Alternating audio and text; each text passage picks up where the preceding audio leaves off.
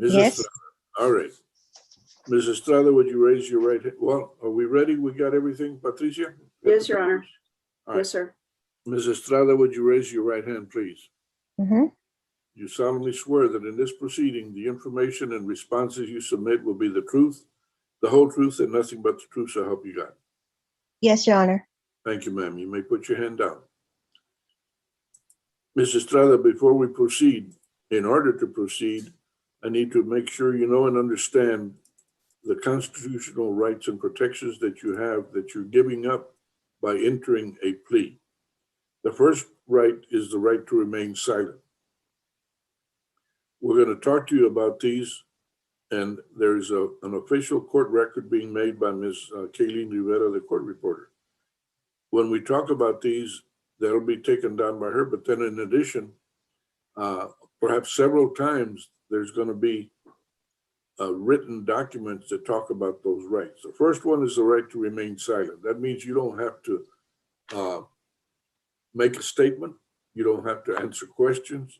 You don't have to submit written papers with your signature, especially papers that admit or confess to wrongdoing.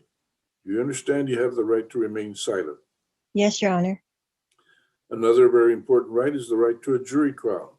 That means that you and your attorney are, and the state together could select 6 people from what's called a jury pool and or a panel, and the 6 people selected would hear all the evidence and decide whether you're guilty or not guilty.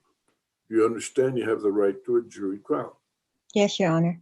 You also have the right to confront or question witnesses. That means you and your attorney could challenge, cross-examine, or question any witness who would testify. Is that understood? Yes, Your Honor. You have the right, it's called the right to appeal. That is a right that you can do by yourself, your attorney by herself, or the two of you together. You could demand that a higher court review the official record, the evidence, the results of this case for whatever challenge you wanted to make. That's called the right of appeal. You'd have to use the proper forms and stay within the proper time limits. Do you understand you have the right of appeal? Yes, Your Honor. Now, you and the state have a specific right to demand that this proceeding be done in the open public courtroom. Because of the pandemic, we're not having that. We're doing this by video conference. It's being shown on YouTube, which makes it a public publication, but you always have the right to demand this hearing in the open public courtroom. You understand you have that right? Yes, Your Honor. Now, as part of this plea agreement, you're giving up all 5 of these rights and others. Do you understand you're giving up those rights? Yes, Your Honor. All right. Now we've discussed it. We'll show you papers now that talk about it. The first paper that you're seeing, let me point out that at the top of all these papers, with one exception, it has what I call identifying information. The first thing up at the very top is the cause number. This is 578873. Then it identifies the state of Texas versus Monica Luisa Estrada in County Court Law number 5, Bexar County, Texas. Then below that identifying information, it has the title of the document of these papers, the state's consent to video conference. When I told you about the right to demand this be heard in public courtroom, the state also has that right. This document, signed by Ms. Caitlin Morgan, says that the state is willing to do this by video conference and give up the right to demand the public courtroom. You see that and understand it. Yes, Your Honor. This next document, again, the same information is repeated, the identifying information. The title of this one is Discovery Acknowledgement. Now, if you look at the very first line on there, it says pursuant. I mean, because of Article 39.14 of the Code of Criminal Procedure, that law requires the state to provide you access or information to all the evidence and documents and receipts and videos or whatever is involved in this matter, particularly evidence, they have to show that to you and your attorney so that you know what you're doing. That is, that you are informed, properly informed, and that you make an intelligent decision with the help of your attorney. That document is signed by both the prosecutor and your defense attorney saying, yes, this law has been obeyed. Did you see and understand that? Yes, Your Honor. All right, now this document is yours. Again, repeats the identifying information, and it's the title of the document is Defendant's Consent to Video Conference. That's where you and your attorney agree to the video conference. Do you see that? Yes, Your Honor. All right, thank you. This next document, again, repeats the identifying information and is titled Defendant's Waiver of Constitutional Rights and Court's Admonitions. It's very clearly done. All these titles are in bold print, that is dark black, I guess you'd say, and they are in all capitals. This document starts off with 3 sentences, which in effect says that you don't need me to read to you the official papers charging you with the offense of prostitution. 1 or 2 priors. This one says that you're going to plead nolo contendere to that charge.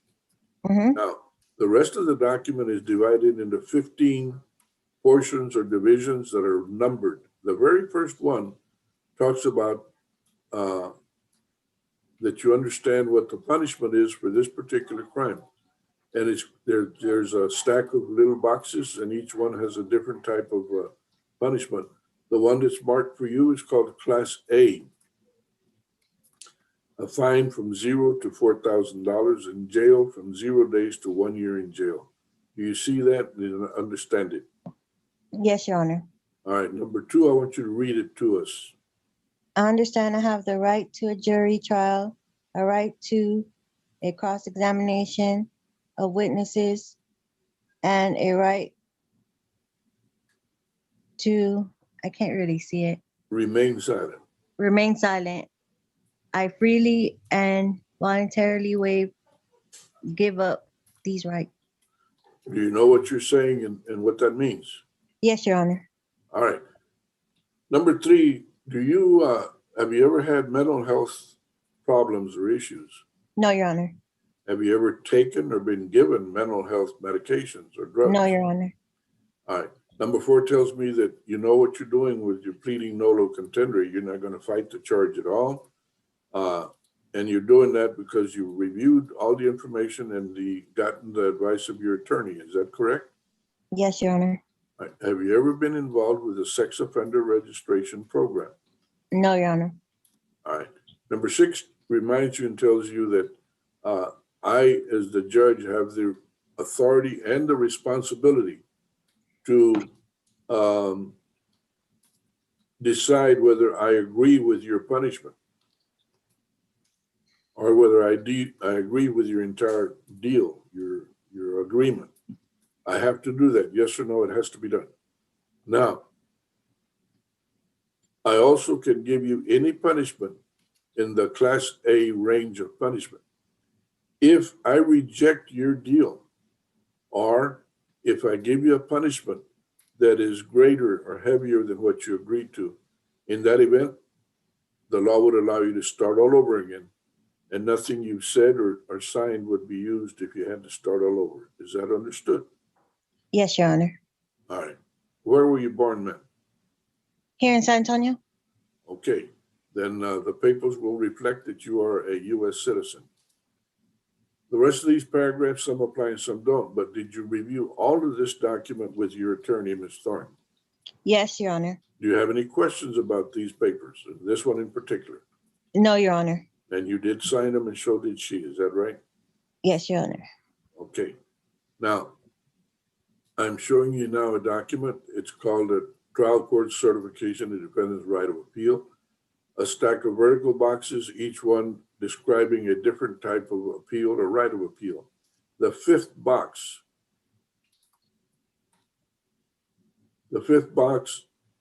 says, I certify, as the judge, I certify that this is a plea bargain agreement and the defendant has no right of appeal. You understand that? Yes, Your Honor. And you signed this document also. Yes, Your Honor. So will I. Thank you. Next document, the application. This next document will have, it'll be up momentarily. Your Honor, there is no application. This is going to be a straight sentence. Oh, okay, all right. Then the next document will be the plea agreement. There it is. The identifying information here is a little bit different from the previous, bless you. This document does not have on here the county court order number 5, but it is nonetheless identified. The first 2 boxes will be marked by the court. The first one talks about, again, the right to remain silent. And then the second one identifies you as a U.S. citizen. The next section has 5 little boxes stacked up vertically, and they also have something, each one says something about your constitutional rights and protections.